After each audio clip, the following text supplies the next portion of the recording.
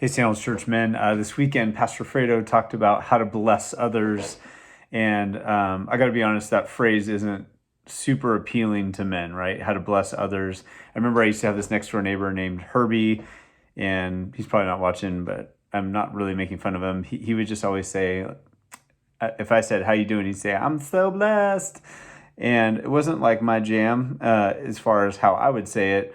But the reality is, at least he was nice, you know? I think men interacting with men is hilarious. We should make a video about this because we have these awkward exchanges with like eyes bouncing away and grunts. And it's like we don't even know how to say hi to each other. I see guys at the gym all the time and I'll be like, "What's up?" And they're like, "Oh, I don't know how to interact with other humans because I'm a robot," or something. But man, shouldn't it be different in the church? Like we should be different and able to like say hi to each other and have that not be a weird thing.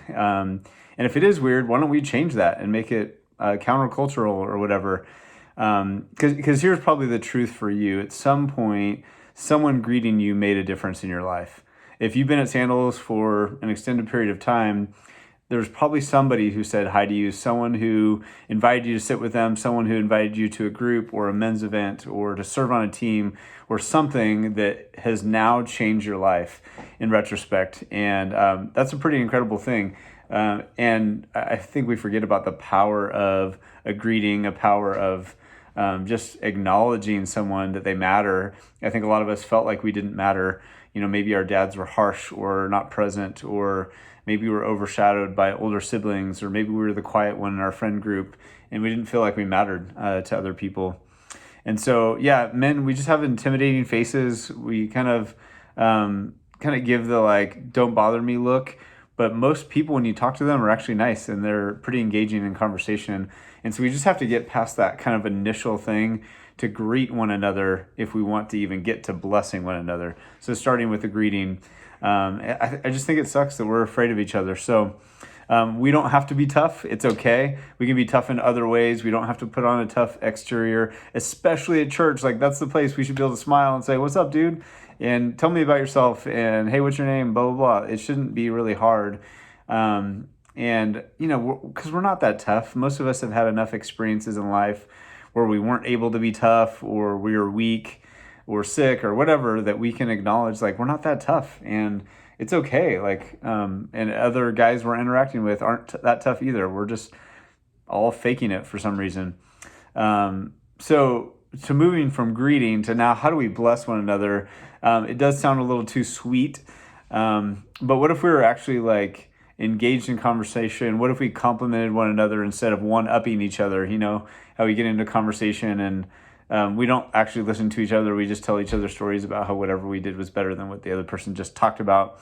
Man, Romans 15:7 says this. It says, "Welcome one another as Christ has welcomed you." And I think it's good to pause for a second and think about, how has Christ welcomed you into his family, into salvation, into a relationship where you have someone to talk to, you have hope, you have someone to confess to, you have strength when you're weak. And man, he's welcomed you. We need to be that for one another. And we bless each other by being present to one another, by being in community with each other, by talking to each other, by praying with one another. Those are things that shouldn't have to be hard in the church. And if it is difficult for you, then get around other guys who it's not difficult for, because there are guys who can do that. And men who have been around a long time, man, it's your role to welcome others in. It's your role to be a safe person for these people, where you can just say, "Hey, come hang out," or "Hey, let's have a conversation," or "Hey, join the group," or "Come to this men's breakfast," or whatever it is. But it never changes if we as men don't step up and do something. So I want to challenge you this next weekend.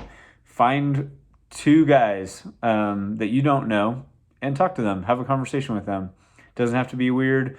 If they make it weird, that's fine. Hopefully we can be secure enough in who we are and who God's made us to be that doesn't have to ruin our day. They'll probably feel more weird about how they acted toward us than anything they may think about us. And so we've got to break through that awkwardness. And I would just say it's only awkward if you make it awkward, right? Just like talking to your kids about sex or anything else in life, it's only awkward if you make it awkward. So let's not. Let's be different. Let's welcome each other. Let's bless each other with our words. Let's encourage one another. We need encouragement, right? We need support. Life is hard. It's hard to avoid temptation. It's hard to be the kind of man and father that God's called us to be. So let's support each other and be encouraging. So appreciate you guys. Love you guys. Always praying for you.